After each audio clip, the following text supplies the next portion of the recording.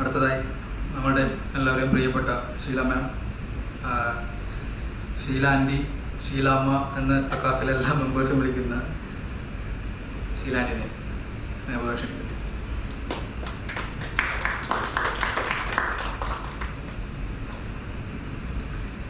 വേദിയിലോ സദസ്സിലിരിക്കുന്ന എല്ലാ പ്രിയപ്പെട്ടവർക്കും എൻ്റെ വിനീതമായ നമസ്കാരം. എനിക്ക് വലിയ സന്തോഷമുണ്ട്. നിങ്ങളെ ചിലരെല്ലാം ആദ്യമായിട്ടാണ് ഞാൻ കാണുന്നത്. എങ്കിലും എന്നെ വിളിച്ചതിൽ എനിക്ക് ഒത്തിരി സന്തോഷം ഈ ഒരു നല്ല ചടങ്ങിന്. അതുപോലെ ഇന്നൊരു വലിയ ദിവസമായിട്ട് എനിക്ക് തോന്നുന്നു. ജയശ്രീ ലിനോബ്, ജയശ്രീ എവിടെയായിരുന്നു? ജയശ്രീ UK പോയി അവിടെ കിടന്ന് കൈയും കാലും ഇട്ട് അടിക്കുകയായിരുന്നു. അപ്പം ഞാൻ ചോദിച്ചു, ഈ വർഷം വരുന്നില്ലേന്ന്. കഴിഞ്ഞ വർഷം ഓണത്തിനുണ്ടായിരുന്നു ജയശ്രീ കുറേ ദിവസങ്ങൾ. വലിയ സന്തോഷമുണ്ട്. ഭയങ്കര സർപ്രൈസായിപ്പോയി. സമീറും പറഞ്ഞു, അവൾ ഈ പ്രാവശ്യം വരുന്നില്ല എന്ന്. ഇത്രയും നല്ലൊരു ചടങ്ങിന് ജയശ്രീയും കിട്ടിയതിൽ ഒത്തിരി സന്തോഷം. ഇനി നമുക്ക് കാര്യത്തിലേക്ക് കടക്കാം. അക്ഷരങ്ങൾ അമൃതാണ്, അതിൻ്റെ ശക്തിയൊന്ന് വലുതാണ്. ഇപ്പം സത്യം, കള്ളം, ഇത് രണ്ടും നമ്മുടെ മനസ്സിലുണ്ടാക്കുന്ന കാര്യങ്ങൾ. അതുപോലെ ക്രൂരൻ, സഹൃദയൻ, സ്നേഹം, വൈരാഗ്യം, ഇവ നമ്മളിൽ ഉണ്ടാക്കുന്ന ആ ബോധം, വാഗൂർദ്ധ ജാലങ്ങൾ, അതിൻ്റെ ശക്തി, ഓരോ വാക്കുകളുടെയും സൗകുമാര്യം, അസ്തിത്വം, ഇതൊക്കെ നമ്മുടെ ബോധത്തിൽ ഉണരുന്നതാണ് എന്നുള്ളതാണ്. ഈ കാലത്ത് നിങ്ങൾ എഴുത്തുകാരായിട്ട്, ഞാനൊക്കെ 13 വയസ്സ് തൊട്ട് എഴുതി തുടങ്ങി. കുറേ ബുക്സ് എഴുതി. ഇപ്പോഴും ഈ വർഷം എനിക്ക് വലിയ സങ്കടമുണ്ട്, ബുക്കുകൾ തീർന്നിട്ടില്ല. ബാച്ചിലേഴ്സാണ് ഏറ്റവും നല്ല എഴുത്തുകാരെന്ന് എനിക്ക് തോന്നാറുണ്ട്. കാരണം അവർ എഴുത്തിനെ പ്രണയിക്കുന്നു എന്നുള്ളതാണ്. അവരുടെ ഫാമിലിയൊക്കെ നാട്ടിലായിരിക്കും പലരുടെയും. പക്ഷെ അവർ ഫുൾ ടൈം നമ്മളെ ഇതിലേക്ക് വന്നു കഴിഞ്ഞാൽ വല്ലാത്തൊരു ലഹരിയാണ്. ശരിക്കും ഡ്രഗ്സിന് അഡിക്റ്റ് ആകുന്നത് പോലെ തന്നെയാണ്. നൈസർഗികമായ വാസന, കൽപ്പനാശക്തി, പദപരിചയം, ബുദ്ധി, ലോകപരിജ്ഞാനം, നമുക്കുള്ള ക്രാന്ത ദർശനം. ഇപ്പോൾ തന്നെ ഈ റിപ്പോർട്ടുകൾ വന്നു. നമുക്ക് സിനിമാക്കാരെക്കുറിച്ച് ഓർക്കുമ്പോൾ പലർക്കും പല അഭിപ്രായങ്ങളായിരിക്കും ഇതിലുണ്ടായത്. ഞാനിപ്പോൾ ഒരു ഉദാഹരണം പറഞ്ഞു എന്നേ ഉള്ളൂ. ഇപ്പോൾ രാഷ്ട്രീയത്തെക്കുറിച്ച് നമ്മൾ ചിന്തിക്കുമ്പോൾ ഓരോരുത്തർക്കും ഓരോ അഭിപ്രായം കാണും. അപ്പം ചിലത് വളരെ പൈശാചികവും അധമത്വം നിറഞ്ഞതും ചതിവ് നിറഞ്ഞതും ക്രൂരവുമാണെന്ന് നമുക്ക് തോന്നാറുണ്ട്. എന്നാൽ truth is stranger than fiction എന്ന് പറയാനും നമ്മൾ അതിലേക്ക് കടന്നു ചെല്ലുമ്പോൾ നമുക്ക് കഴിയും. അതാണ് ക്രാന്തദർശിയായ ഒരു എഴുത്തുകാരൻ. അവൻ ആലോചിക്കണം, ഗവേഷണങ്ങൾക്ക് പിന്നാലെ പോകണം. അതായത് സാർവജനീനത, മൗലികത, പൈതൃകമാണ് നമ്മുടെ സംസ്കാരം. നല്ലൊരു ഏറ്റവും വലിയ ഭാഗ്യം നല്ലൊരു പൈതൃകം നമുക്ക് ലഭിക്കുന്നതാണ്.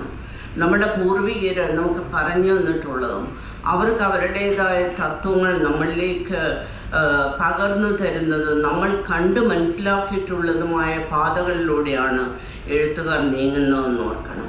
നമ്മുടെ ഓരോ വാക്കുകളും വിളക്കുമാടങ്ങൾ പോലെയാണ്, ശാന്തിരഥ്യകളാണ് ലോകത്തിന്. ആ വെളിച്ചമാണ് നമ്മൾ പകർന്നു കൊടുക്കുന്നത്. നമ്മുടെ ചിന്തകളാണ് നമ്മൾ കടലാസിലേക്ക് പകർത്തുന്നത്. അവിടെ നിന്നാണ് പുസ്തകങ്ങളിലേക്ക് പോകുന്നത്. ശരിക്കും എന്നെയൊക്കെ സംബന്ധിച്ചിടത്തോളം ഞാനൊക്കെ ഇങ്ങനെ ഏകാന്തതയ്ക്ക് കൊതിക്കുകയാണ്. ഞാൻ ഇന്ന് സഞ്ജുവിനോട് ഇച്ചിരി മുന്നേ പറഞ്ഞതേ ഉള്ളൂ. പ്രിയദർശിനിയുടെ ഒരു കാര്യം പറഞ്ഞ് സഞ്ജു വിളിച്ചപ്പോൾ ഞാൻ പറയുന്നു, സഞ്ജു സത്യത്തിൽ കല്യാണം കഴിഞ്ഞിട്ട് ഊണുമില്ല ഉറക്കവുമില്ല. പക്ഷേ ഇതിൻ്റെ ഈ ബഹളങ്ങൾക്ക് ഇന്ന് പേരക്കുട്ടികളുമുണ്ട്.